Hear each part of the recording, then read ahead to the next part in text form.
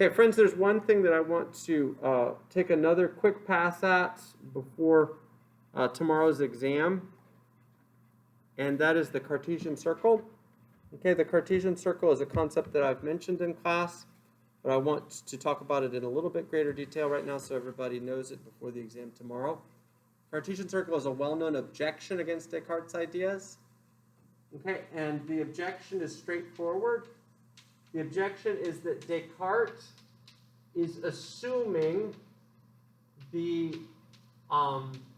functionality of the very cognitive faculties that he is testing in the course of his philosophical reflections. So if you recall, Descartes brackets a large number of his cognitive capacities, including especially his sensory perceptions, but also all of his other higher order thoughts that he develops out of those sensory perceptions. And he says, I'm going to suspend judgment in the truth of these matters, and I'm instead going to look for things that I can know for certain. Okay? And the Cartesian Circle objection got a name, it's got a full-fledged body of literature behind it, actually. The Cartesian Circle objection just states that Descartes, in the course of going on, after positing the cogito, in the course of going on to retrieve all of the knowledge that he bracketed previously, he actually assumes the functionality of the very cognitive faculties that he is trying to prove. Okay, this is called begging the question in philosophy. Begging the question is a fallacy. Actually, let me put that up here on the board. Begging the question does not mean asking for the question. Rather, what it means is assuming what you set out to prove, building it into your premises. So if I have a premise set A, and I'm trying to reach a conclusion B, in order to have a sound argument, I cannot secretly smuggle B into my premise A. Okay, B has to be something different than A that can be proved by A. And what Descartes is doing, arguably, is he is assuming the functionality of his cognitive capacities when he goes on to prove God's existence through the ontological arguments, and when he goes on to use the trademark argument and other similar sorts of arguments to once more trust his sensory perceptions. So arguably, so goes the criticism, he is begging the question and is smuggling into his premises or into his assumptions that which he is trying to prove, namely the functionality of his cognitive faculties, including especially his sense perception. All right, I just want to, that's the extent of it that you need to know in order to get the question right on the test, but I want to just list that here. Okay? All right, let's move on today to a new thinker. This thinker will not be on tomorrow's test. We're actually getting geared up for our last module.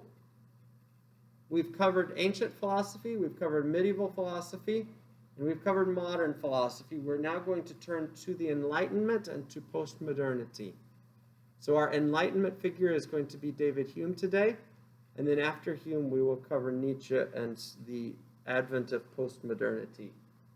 Let me say a few background things about David Hume. David Hume is one of the giants of Western thought. You may have heard of him before, although most students, when they go take an intro class, have not actually read Hume before. He's an 18th century thinker. 1711 to 1776 are his dates. He died the year of the American Revolution, a revolution that was in large part caused by his thought, although he didn't actually live to see it. A few things about his background. For starters, he was seen universally by his contemporaries as a very dangerous thinker. And his works were shunned and were banned in many countries because his thought was seen as so dangerous and so destructive. He himself was probably an atheist. Okay, we don't know for sure. He kind of kept quiet on the subject for most of his life. If he was an atheist, he was one of the first in Western civilization, because most people at that time, the great majority of people, were Christians, even some of them, if only in name. Hume was a Scotsman. He's from Scotland. Because he was seen as such a dangerous thinker, he was excluded from academic positions.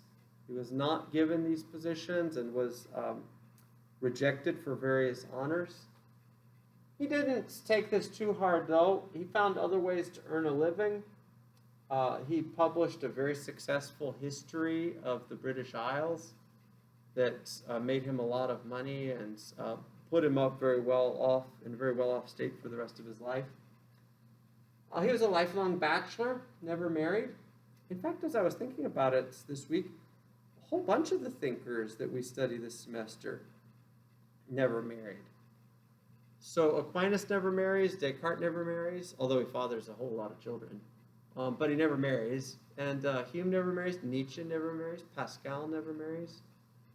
I wonder if it's something about being married that causes you to become comfortable with life and not to question things. Just sort of settle down into kind of a happy comfort or something.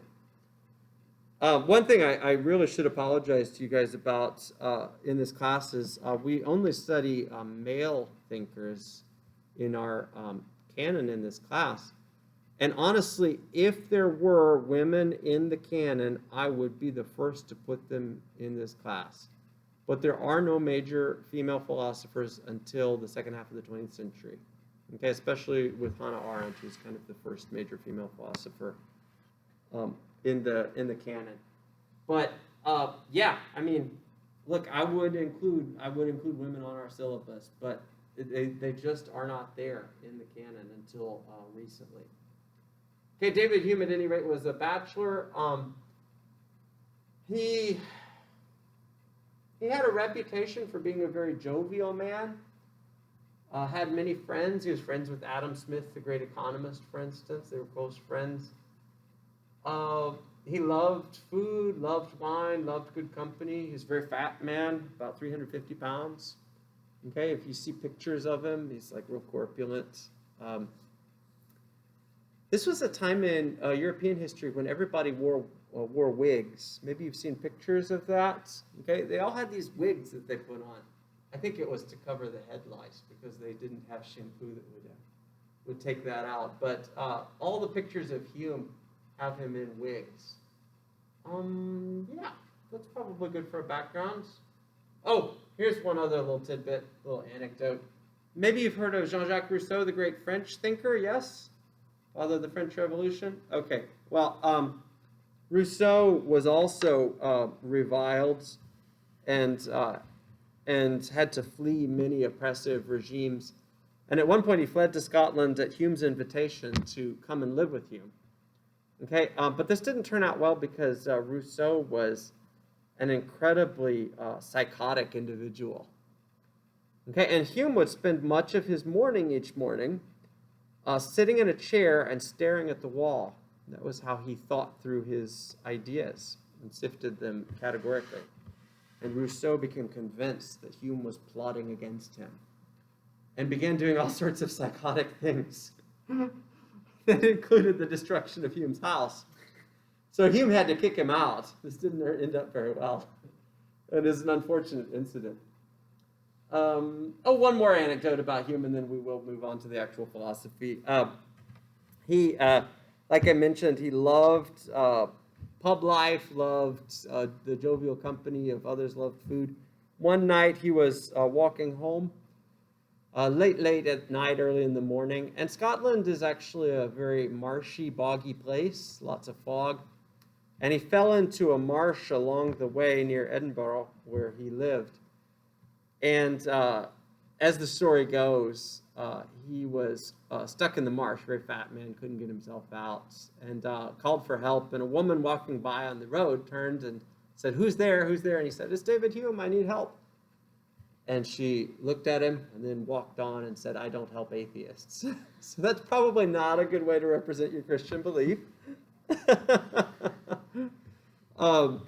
definitely a better way to represent your Christian belief is to live a life of quiet charitable deeds to the poor rather than some sort of obnoxious stuff like that. Okay? But anyway, it gives you a kind of, and the anecdote gives you a taste for the spirit of the times. Questions or comments about his background? Last year, the University of Edinburgh they had this big ceremony. They issued a formal apology to David Hume for rejecting him for a chair in philosophy because of his dangerous views. And they offered him a chair in absentia and gave it to him. They assumed that it was accepted. And so now they see themselves as having reconciled with their own past and their own their own misdeeds in a previous historical epoch. All right, if we open up the inquiry, this is a short, punchy text. It's the only text we read this semester that was written in English. Okay, and Hume writes these long, flowing sentences. Okay, and believe it or not, this is actually the way everybody wrote back then. Okay, we with our minds that have been habituated to Twitter are used to very, very short kinds of forms of communication, whereas back in the 18th century, the books they wrote, the letters they wrote, had sentences that often ranged in the hundreds of words. Okay, people were actually more agile with the verbal parts of their minds back then. They weren't as good at math as we are, but they were better at writing and better in the verbal aspects of their thought. Okay, and so all of these careful, cautious, long sentences that Hume writes in this text, although they may be hard to penetrate at first, they are very much characteristic of his age. That's a quick comment on the stylistics. One more comment on that, and then we will get to this philosophy here. I ask you to be patient as you read Hume. Be patient, okay? The words do get around to a particular nugget of meaning. Sometimes they circle to get there, but they do get around to a nugget of meaning. It is very important as a part of this course that we read and grapple with and succeed in interpreting the primary text. Okay?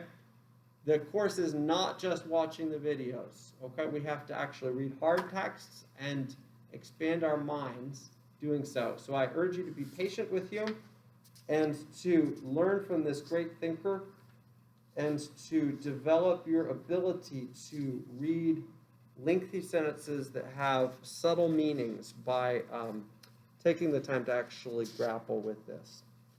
Okay, now I want to say a couple things here about the actual philosophy. Okay, and then we're going to get into some distinctions that he makes. Okay, so first of all, Hume prides himself on engaging in what might be called a skeptical philosophy. Okay, skepticism is his outlook on philosophy.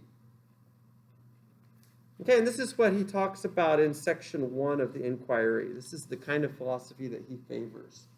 What is skepticism? When I say I'm skeptical about that, what do I mean? Questioning? Maybe doubting?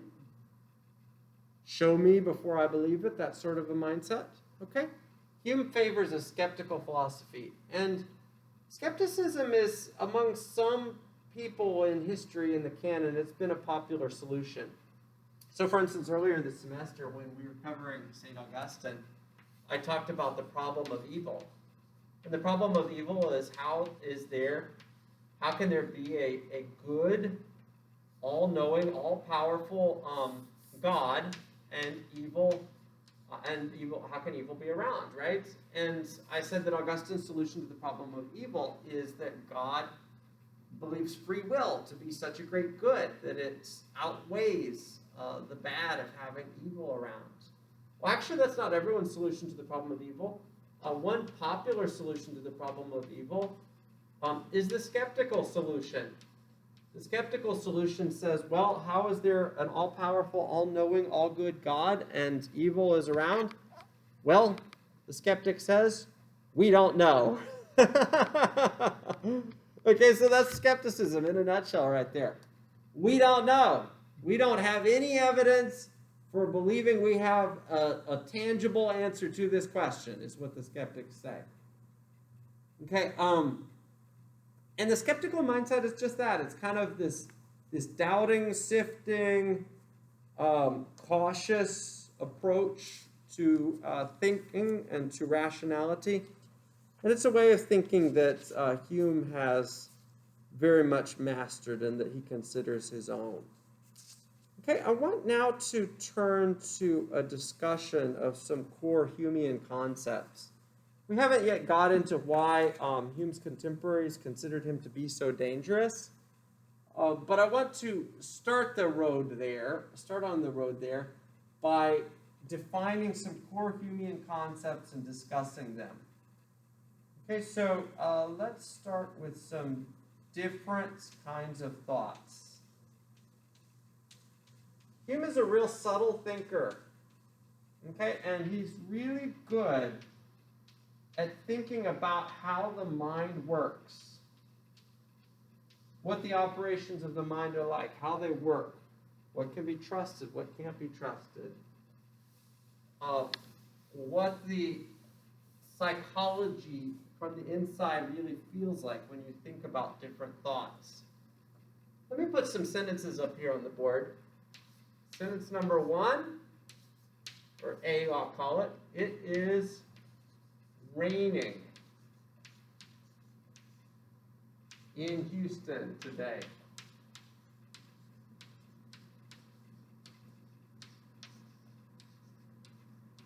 It is raining in Houston today. This is a pretty standard, straightforward kind of a sentence. It has a subject. It has an object. Okay, and actually its truth can be determined by observing a set of circumstances.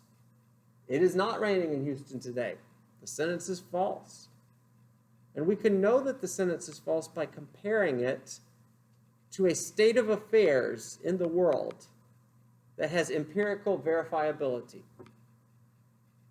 Okay, we can look at the sentence and the thought that that sentence contains, and then we can look at the reference, what the sentence is referring to, namely a state of affairs in the city of Houston, and we can identify whether or not that sentence is true.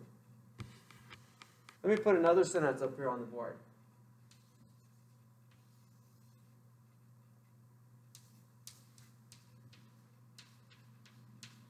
Eight and 8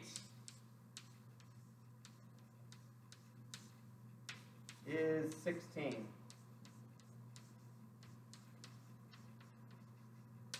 This is another sentence whose truth value can be ascertained. But notice that the truth value of this second sentence is ascertained in a very different manner than the truth value of the first sentence. The first sentence has a truth value that can be ascertained by looking at the empirical world and verifying the thought that the sentence contains with reference to that world. The second sentence, though, does not require a reference to the empirical world. It contains a thought that can be, whose truth value can be ascertained by reference to something else than the empirical world. In fact, actually, Hume thinks that the truth value of the second sentence can be determined by an inspection of the sentence itself. All that you need to do is look internally into the thought itself in order to understand whether or not that thought is true. Okay, so one more pass. The second sentence then contains a thought very different from the first, because the truth value of the second sentence is ascertainable by an inspection of the sentence itself. It does not require reference to an external state of affairs. Let me put another sentence up here on the board.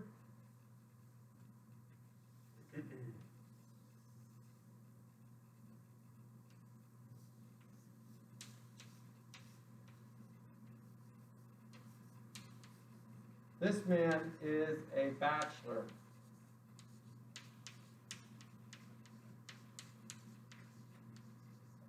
And one last sentence.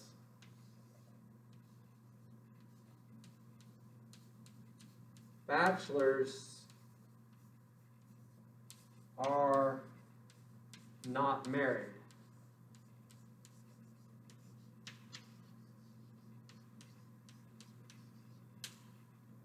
This man is a bachelor.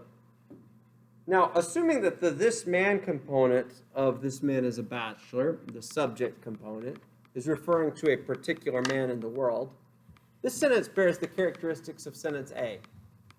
In order to ascertain the truth of sentence C, one must compare the thought contained in the sentence to a state of affairs that is in the world. Okay, some particular man. And to determine whether, in fact, he is a bachelor, one must know characteristics about this man, characteristics that can be determined from the senses in an empirically verifiable manner. Okay, sentence D, by contrast, is very different than sentence C. And for Hume, sentence D has the characteristics of sentence B and not the characteristics of sentences A or C. Because sentence D asserts that bachelors are not married. And the subject, which is being talked about in sentence D, is the word bachelors. Notice that no reference is being made to a state of affairs in the world, some particular set of empirical circumstances. There is no actual discussion of observations or knowledge obtained from the senses. Rather, the subject of the sentence contains within it a concept which gives us already insight into the truth value of the sentence.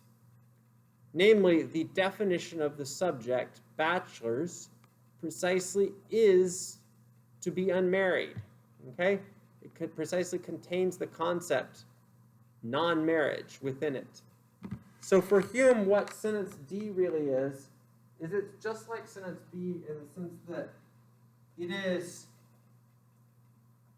a thought whose truth value can be determined by reference to itself rather than by reference to something else.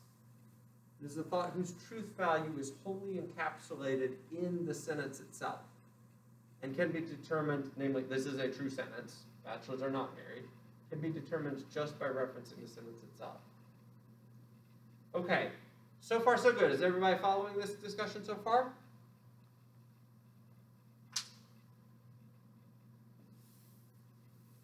All of this is a discussion of a very famous concept. This concept is known as Hume's fork.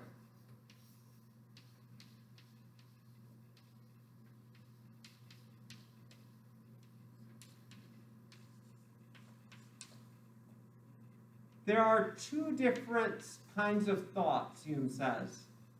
Two different thoughts that humans can think. Some thoughts are relations of ideas.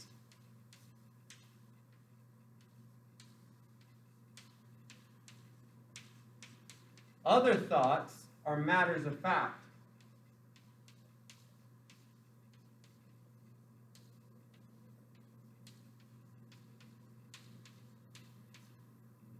Okay, we'll start with matters of fact first. Sentence A is a matter of fact. Sentence A is a reference to a state of affairs, the factual truth of which can be determined by an inspection of that state of affairs. Sentence C is a matter of fact, because once more, empirical inspection can be employed in order to determine the truth value of the sentence. However, there are other kinds of sentences that are not references to factual circumstances, but instead are merely relations of ideas. In other words, their truth value doesn't require empirical reference. I mean, heck, the world could go away for all sentences B and D care. Okay, 8 and 8 would still be 16 if nuclear explosions blew up all the humans. And assuming that somebody could still think the thought, bachelors would still be unmarried, even if nuclear explosions blew up all the bachelors, because the definition of a bachelor is precisely to be unmarried. So some thoughts that humans have are relations of ideas whose truth value does not require reference to an external empirical world. whereas others are matters of fact, which again can only be determined to be the case by reference to that world. Now, Hume says the characteristics of these two different kinds of thinking, two different ways of thinking, are very, very different. Okay, very different characteristics. And they are different because the source of the thought is different. One has its source in the operations of the mind alone, whereas the other has its source in the world outside of the mind. And because of the different sources of these different thoughts, our confidence in them, our ability to believe that they are the case, must differ dramatically based on the reliability of sensual perception and the reliability of our interpretation of our senses. Okay, I'll be getting into more of that in just a minute. For now, though, I want to stop and ask if we're all on the same page in terms of our understanding of Hume's work and these relations of ideas and matters of fact, and I want to see if there are any questions or observations. Everybody good? It seems like the relation of ideas is more conceptual. That's precisely the case, yeah. So whenever we think a thought that is simply a relation of ideas, it is a conceptual exercise that does not employ our senses. That's definitely something we would emphasize. Would there be a thing where it would be a conceptual combination, but also a matter of fact? Good. So are there hybrid thoughts that you can have? That's a really good point. Do you have one in mind? No. I don't either. Yeah. Like geometry, for instance, is widely seen in the wake of Hume as being a relation of ideas. And the assertions we make about geometry are relations of ideas. But we don't ever see geometrical shapes in their pure form in the world, even though the world is ultimately the inspiration for them. We extract the concept of a circle from the world, from things we see in the world, and then purify it and make it for ourselves and identify its characteristics for ourselves abstracted from the world.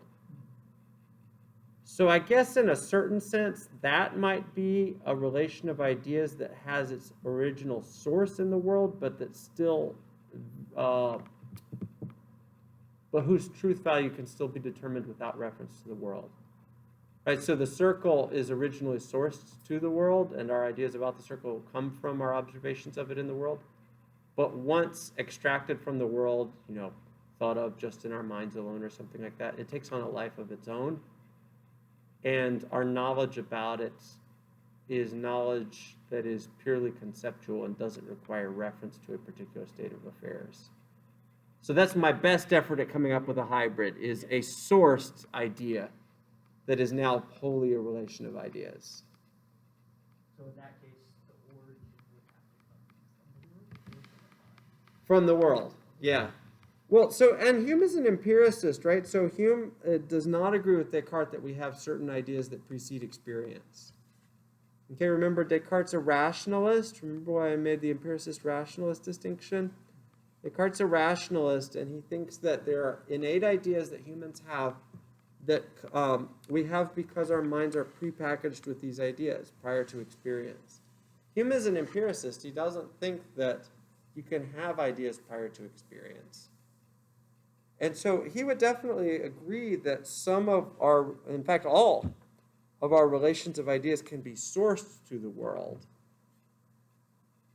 But he would say once extracted from the world, what distinguishes them as relations of ideas is that their truth value can be determined apart from the world, without reference to the world, once they have been extracted from their original setting. So I guess that although Hume says there are certain relations of ideas that, are characterized by their lack of empirical verifiability, still they are always originally in the world prior to becoming relations of ideas. Yeah. Okay. Good. So maybe like the thing of being a bachelor was there. It just didn't have a name. Yes. Yes. To be conceptually connected. But now, having been extracted from the world, isolated, analyzed, given a name, it no longer requires reference to the world in order to be an intelligible concept. Yeah. Okay. Good. Let's turn to the text. Pull out your texts if you have them. You can look it up online. It's open source.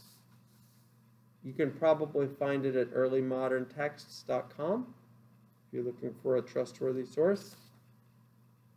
And we're going to go ahead and start looking at some of Hume's subtle cognitive distinctions here. Okay, so if you turn to the section, in my text, this is page 9, section 2, called Of the Origin of Ideas.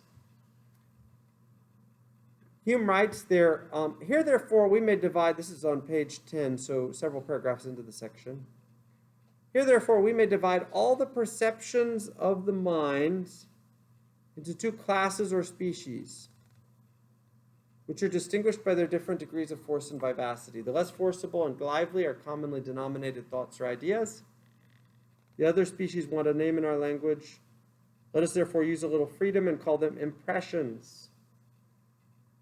Employing that word in a sense somewhat different from the usual, by the term impression, then I mean all our more lively perceptions when we hear, or see, or feel, or love, or hate, or desire, or will. And impressions are distinguished from ideas, which are the less lively perceptions of which we are conscious when we reflect on any of those sensations or movements above mentioned. Okay, so one key Humean distinction, to add to the Hume's fork, which we've already discussed, is this distinction between impressions and thoughts or ideas.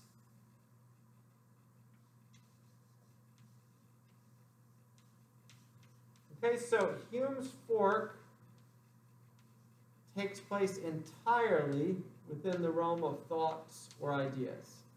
It is a distinction about different kinds of thoughts. Some thoughts are verifiable with reference to the world, others are verifiable with reference to just themselves. We're now taking a step back and we're saying, well, prior to our inspection of those thoughts, Hume makes an earlier distinction between impressions and thoughts. And impressions are immediate sensory perceptions. Okay, so I am closing my eyes right now. I am imagining my kitchen at home. It's a vague kind of an experience, to be honest. It's nothing like actually being there. Okay, maybe later today, as you prep for tomorrow's exam, you will sit there in the cubicle in the library or wherever, and you'll close your eyes and you'll recall that moment in the classroom when Dr. Neal said X, Y, Z in the lecture.